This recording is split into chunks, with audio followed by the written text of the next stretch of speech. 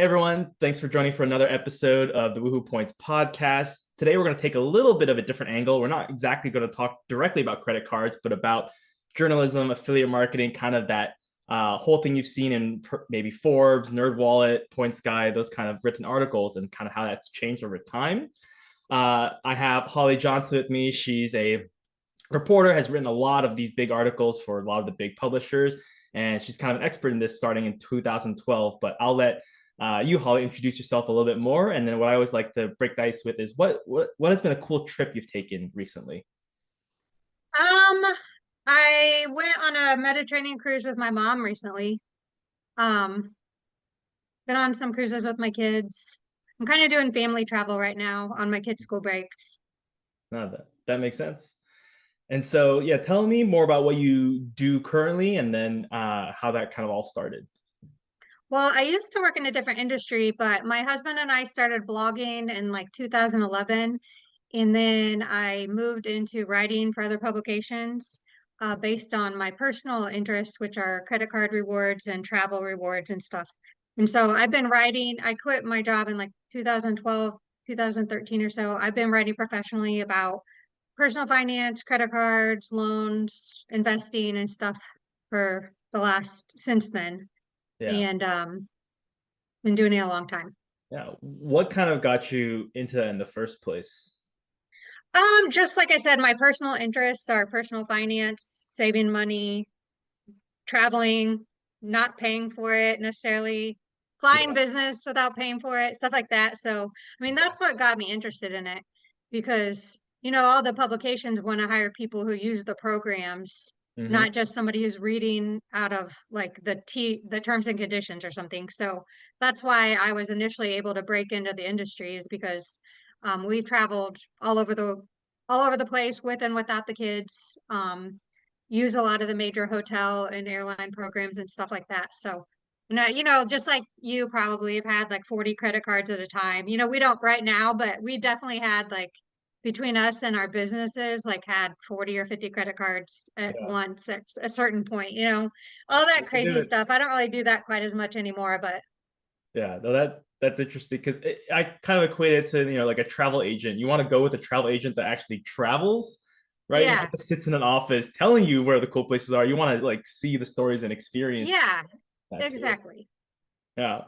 And so when we were talking before, because I was kind of interested in affiliate marketing, writing in the space, I didn't know that much about that, and it turns out it's kind of drastically changed over the past 10 years. Where it sounded like from what you were saying, it was big. They really wanted you, and then now kind of there's a lot of disruption with AI and affiliate marketing.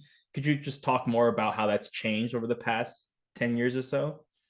Well, my husband and I we always go on a 2-hour walk at lunch, but we were just talking about this. Yeah. Like during the golden era of credit card affiliate writing, where all the big publications were writing, when you Google credit card articles, you find every little thing like the guide to this, the guide to this card compared to this card compared to this card. Yeah. Well, I would say from like 2013 to 2020, even 2021, 2022 all the big publications were trying to write about every possible thing ever to have the biggest like list of resources to The rank massive the best or numbers. whatever. Yeah. And so that was when everybody made all the money because I would be booked up 2 months in advance and get a big project and people would say, "Can you do this?" And I'd say, "I can do it in July." And they'd say, "Okay." And I would just endless amounts of work and I made a ton of money um freelance writing during all those years. But then several things have happened. COVID was kind of good for freelance writing, to be honest, because everybody doubled down on their like internet budgets and everything. So the most money I ever made was in 2020. But since then, Google has like decided to play God on who gets to be shown on the internet. Hmm. And they basically have said that they don't like something called site reputation abuse, which is publications using their reputation to write about things that are outside their niche. So, like at the end of last year, I lost a ton of clients due to those Google changes, like Newsweek, Wall Street or WSJ Buy Side, Hmm. Fox Business was writing about credit cards. Several others I lost all in November, December last year. So I lost probably 50 to 60% of my work um, at the end of last year. And then so far this year, I kind of had a good January and February, but now all I'm mostly doing is updating articles because these publications have these huge lists of a million articles they wrote on every topic under the sun, Yeah. and they either have to redirect them or keep them updated. So that's basically what is left now is just updating these posts in perpetuity forever, and it pays less and it sucks. So Yeah. that's where my career is right now. Okay. What about like new credit card products? Because there's always new stuff coming out, like especially in the homeowner space. I know Built and Mesa with points on homeowner like mortgages and things like that. So where are they going for people to write about new credit cards? They're paying significantly less to have some in-house writers, which is fine, but they pay way less money to have employees who get some benefits, but it's nothing like it used to be. So they're using in-house writers, or they're just, if you'll notice with some credit card articles, they'll just have like a product page without a bunch of like user content or informational stuff.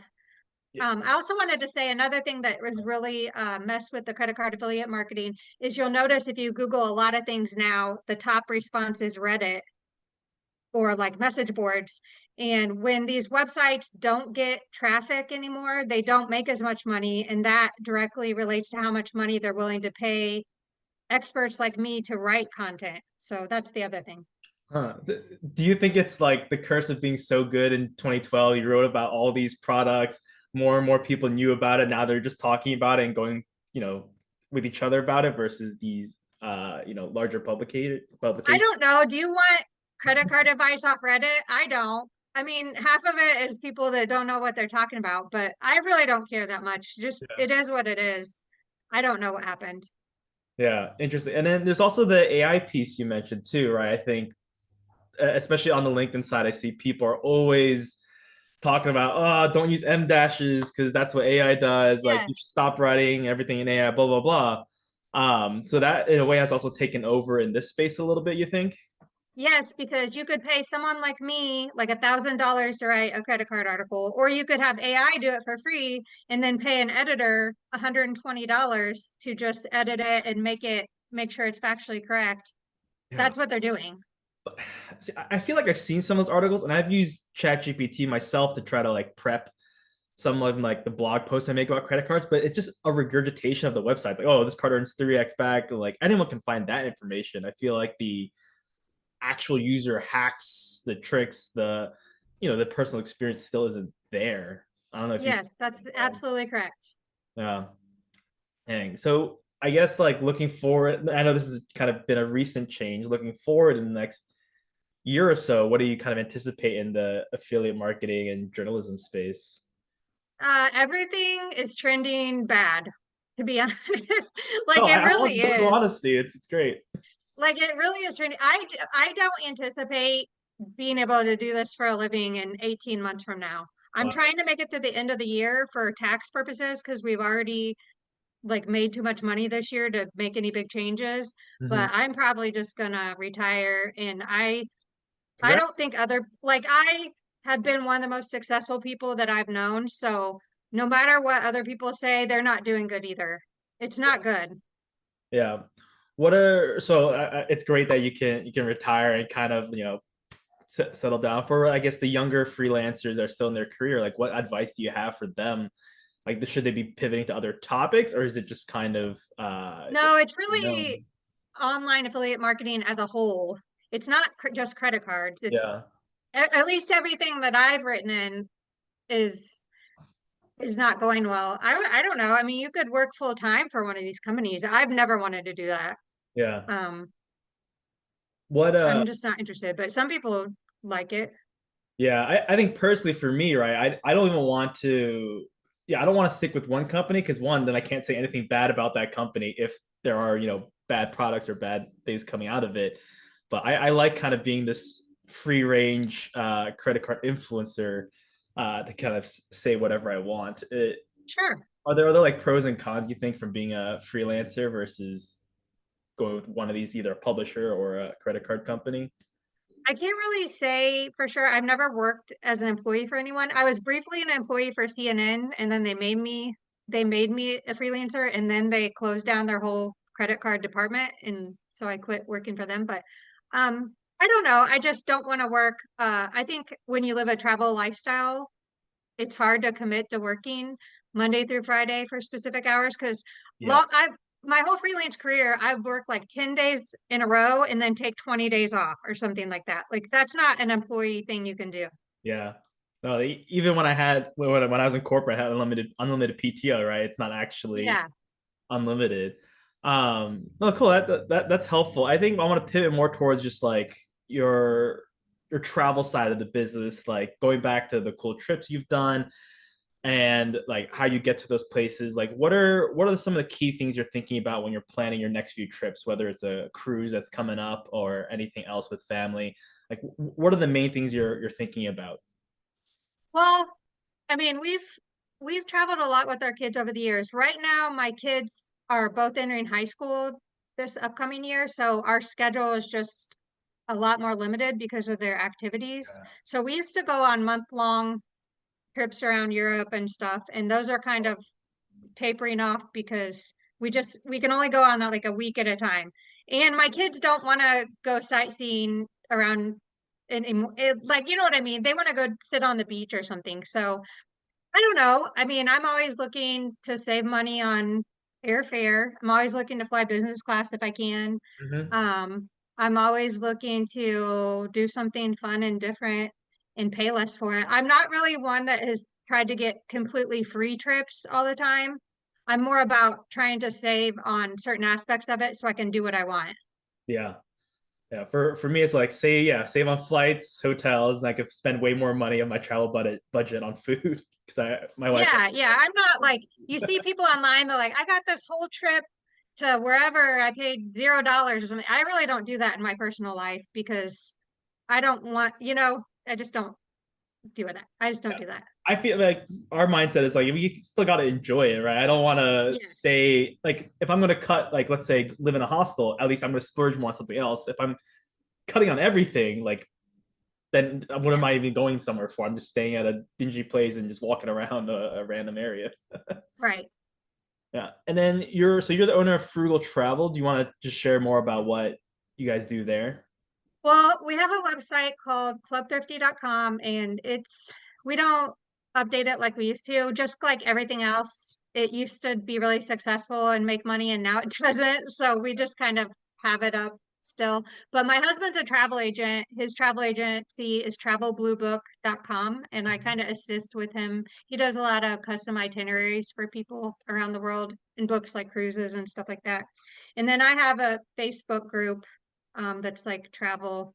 It's kind of feeds people into the travel agency. Mhm. But like me, my husband edits and works part-time, so we work not too hard. Yeah. No, it's really nice to have that flexibility and be where you want to be and then work when you want to work. I really. Yes, that is worth more than anything is that kind of flexibility. Yeah.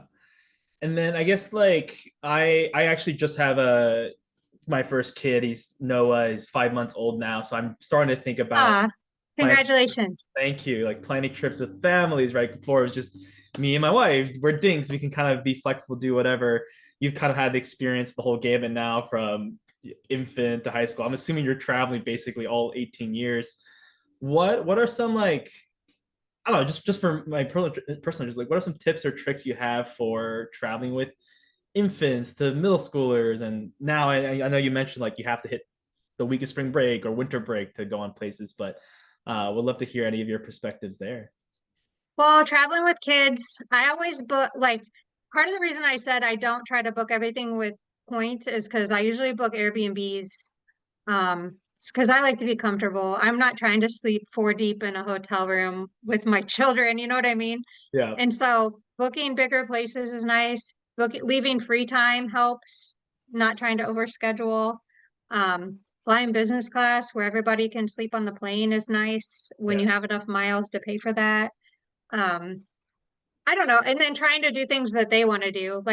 I used to drag my kids to a lot of stuff that I wanted to do when they were little.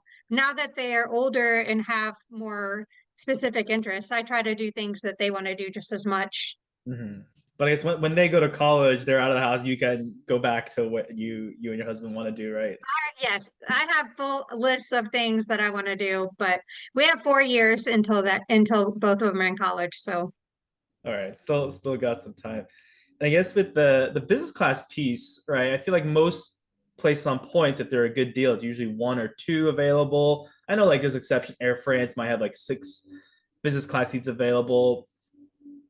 How do you guys manage that if there's only two business class seats available? Is it we don't go on the trip, or we split up and using a formula, or take turns? Like what's the strategy there?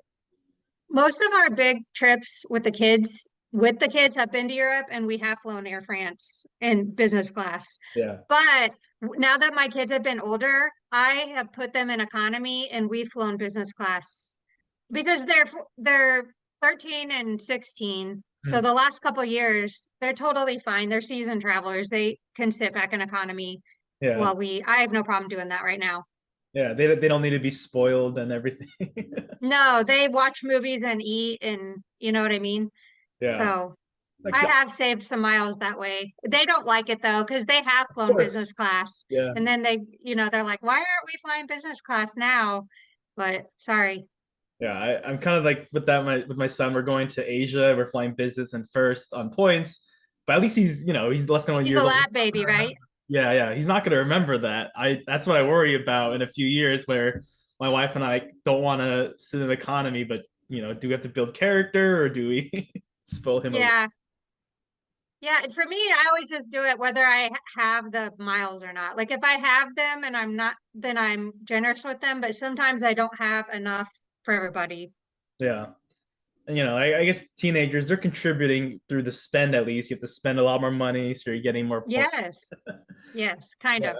of. And that leads to another question, I guess. So being like a big credit card writer, you're obviously an expert in this area.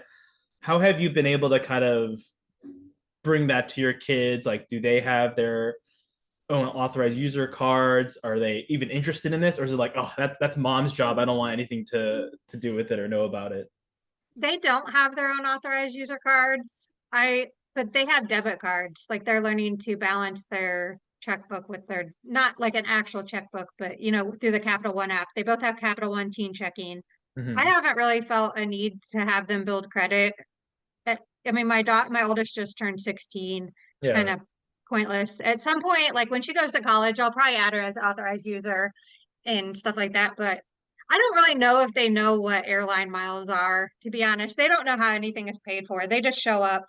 They just know business class is, what Yeah. go in and Business class good, economy bad.